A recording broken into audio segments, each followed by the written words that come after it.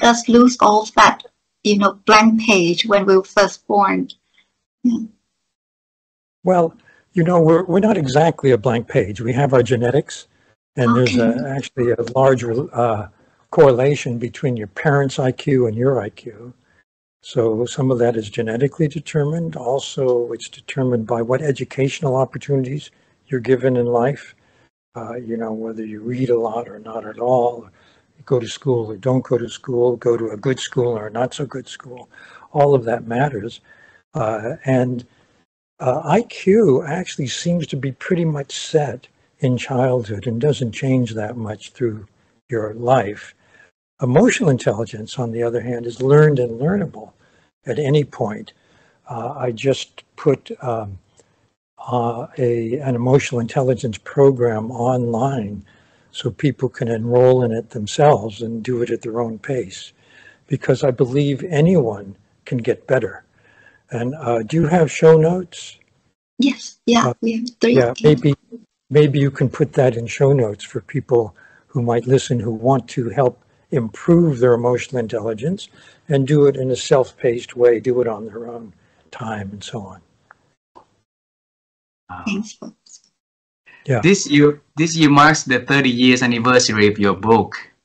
And it took you about 10 years, 1 decade to do that research. And we wanna find where is that resilience coming from you, because a lot of people will drop the ball, drop the research when it's hard and it takes so long. For you, it takes like years before you got that book and research completed. Where did that source of strength coming from? Well, I think I was always motivated, and motivation is very important in persistence, in keeping working toward your goal, whatever that goal might be. I was able to use some of the things I had done while I was a journalist at the New York Times in the book in a different way, but still I was doing double work, both for the New York Times and for the book. And the book was originally just about emotions in the brain. I saw an article in 1990 by Salovey and Mayer called Emotional Intelligence. It was the first time I had heard the term. And I thought, oh, that would be a good name for the book. So I used it for the book. I didn't know the book would become so well known around the world. And the concept of emotional intelligence has become spread everywhere. It got a lot of pickup in 2 areas, in education and in business. And in business, it makes sense because people who are more emotionally intelligent in leadership position, for example, do better. They get more motivation out of the people who work for them. People are more loyal to them. People are more engaged when they do their work. And the same is true if you have emotional intelligence. You enjoy what you're doing, you connect with people more, you feel good while you're working. And I think the good news is that this can be improved at any point in life if you're motivated to do it. Wow.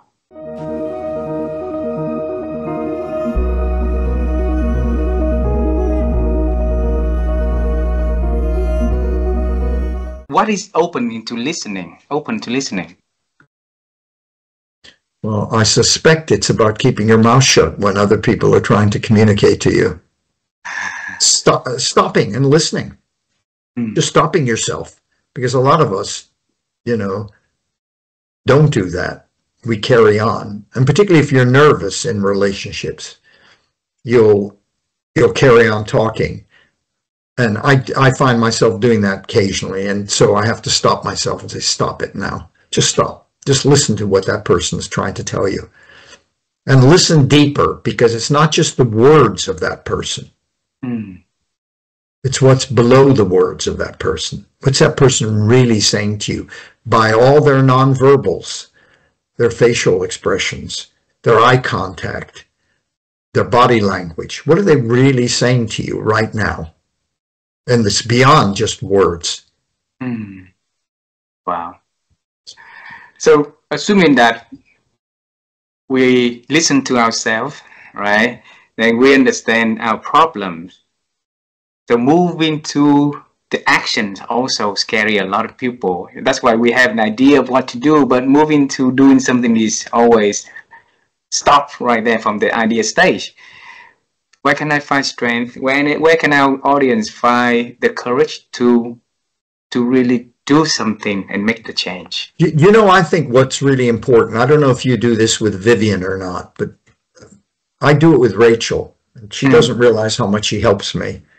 So I'll go to Rachel and I'll say to her, you said I shouldn't have done that at the dinner party or when we're out with friends. So what should I do? What should I have done? Wow. What do you think I should? You know, if you have a partner, I think that's part of the function of a partner, funny enough, to help you be a better version of you. That's a partner. And you reciprocate. You do the same with your partner.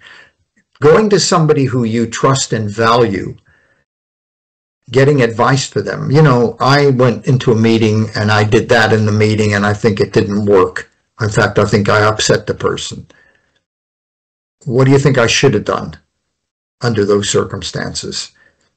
Or your partner's with you at the time something happens. I think going to people whose opinions, who tell you the truth, and a marriage and a partnership should be with somebody who will tell you the truth, even if it's unpleasant to receive. So I suspect going to people that matter to you and saying to them, you know, that, and you have the kind of relationship where they're going to tell you, why did you say that at the dinner party, Cary? You should never have said that to Fred or something like that.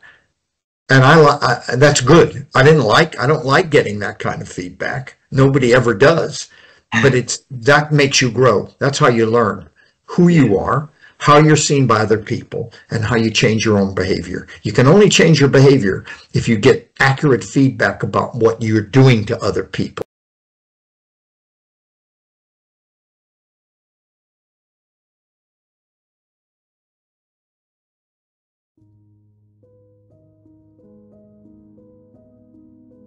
So, General Duke, how have you been improved your ability to think over the years?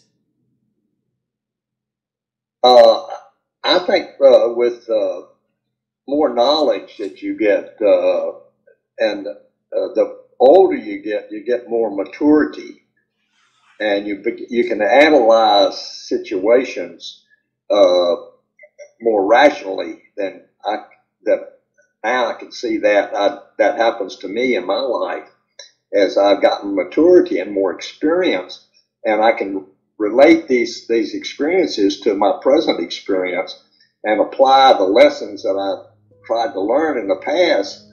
And I think life is a building block of experience and relationships. And I found now that since I've become a Christian and a follower of Jesus, I pray more about, Lord, what should I do? And where should I go? And how should we operate in our life, in our relationships? And I've never heard the voice of God in my ears, but I had these impressions in my heart. So it's like God's Spirit speaking to our spirit in our heart. It says, go this way. You have an inclination that you ought to do this. And when sometimes I miss it, but most of the time it works out. So and Dottie and I, we pray a lot about decisions and what we should do and where we should go and what we should say, and it's all of these things that make us one, if you will, with God. And so it's been an exciting journey for the last 40 years or so. Wow.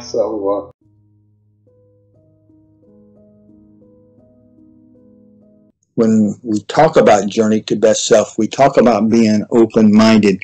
We talk about no one can be their best self by themselves. It takes others to help them to do that. All of that, which is science-based now and is huge in our country, was